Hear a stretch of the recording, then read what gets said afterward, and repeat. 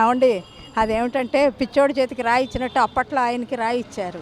అమ్మా నమస్తే, మీ పేరమ్మా? నా పేరు జీడిగుంట రామలక్ష్మి అండి. రామలక్ష్మి గారు ఏం చేస్తారండి? నేనైతే హౌస్ వైఫ్నండి. నాది మ్యారేజ్ బ్యూరో ఉంది, అది రన్ చేస్తాను. ఏంటమ్మా అసలు ఓవరాల్గా కూటమి ప్రభుత్వ పరిపాలన ఎలా ఉంది? ఒక మహిళగా అసలు దీని మీద మీ ఉద్దేశం ఏంటి అసలు? ఏమండి కూటమి ప్రభుత్వం అయితే చాలా బాగుందండి, చాలా హర్షించదగ్గ విషయం. ఇందులో వంకలు పెట్టేందుకైతే ఏమీ లేదండి. వంకలు పెడుతున్నారు అంటే వాళ్ళు ఏదో ఒక నింద వేయాలనే ఉద్దేశంతో పెడుతున్నారండి. ఇప్పుడు ఈ ప్రభుత్వంలో మహిళలకు బస్ కానివ్వండి, తర్వాత మెయిన్ కావాల్సింది రక్షణ అండి. రక్షణ అయితే ఉంది, మేము ధైర్యంగా బయటికి రాగలుగుతున్నాం. తర్వాత ఇంకొక ముఖ్య విషయం ఏంటంటే రేపు స్కూళ్ళు తెరుస్తున్నారు.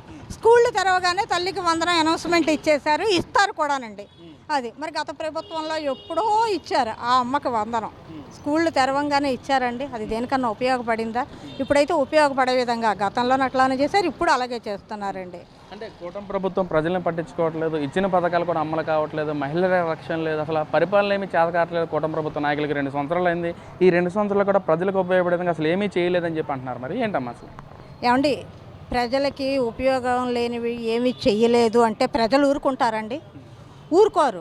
ప్రజలు తెలివి తక్కువ వాళ్ళు కాదు, ఈ పాటికి బయటకు వచ్చేసి వాళ్ళు చాలా ఘోరంగా అనేవారు.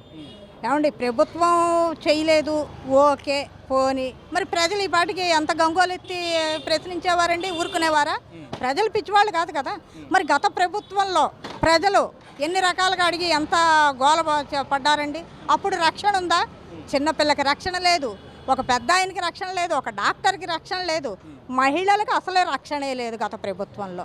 ఎవరి వారిని వాళ్ళ మహిళలనే వాళ్ళు కాపాడుకోలేకపోయారు, ఇంక బయట మహిళల్ని ఏం కాపాడగలిగారండి?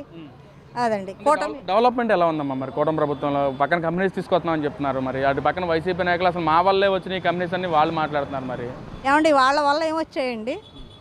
వాళ్ళ ప్రభుత్వం రాగానే ఇవన్నీ ఎత్తుకెళ్ళిపోయారు.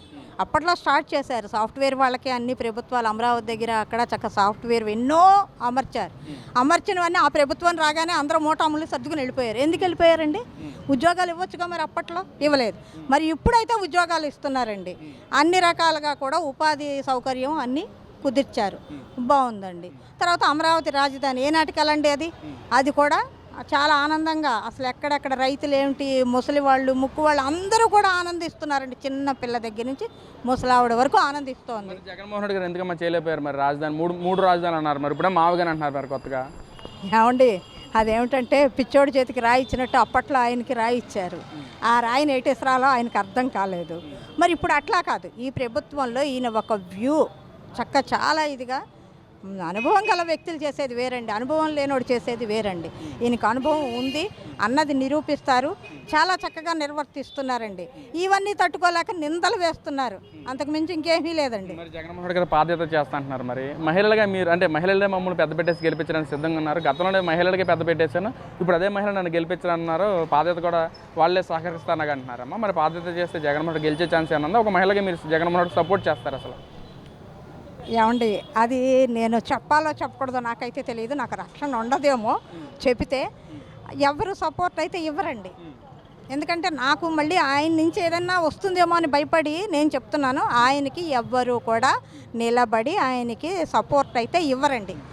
ఒకవేళ ఇచ్చారనుకోండి, వాళ్ళు పైడి ఆర్టిస్టులని ఆయన గతంలో అన్నారే, వాళ్ళే అయ్యి ఉంటారు. అంటే ప్రతి మనిషికి కూడా వాక్ స్వాతంత్ర హక్కు అనేది ఉంటుంది, మనం ఏదైనా మాట్లాడుకోవచ్చు ఒక ఇదిగా. మరి అది మాట్లాడడానికి కూడా మీరు ఎందుకు ఆ విధంగా భయపడితే నాకు రక్షణ ఉంటుందో లేదని చెప్పి మాట్లాడుతాను, ఎందుకు ఆ విధంగా? గతంలో అవన్నీ జరిగాయి కదండి, గతంలో జరిగిన మీద ఇప్పుడు కూడా అదే భయం వస్తుంది, అందుకని అనమాట అండి. అయితే జగన్మోహన్ రెడ్డి గారికి ఎలా అంటారు? అయితే ఛాన్సే లేదండి.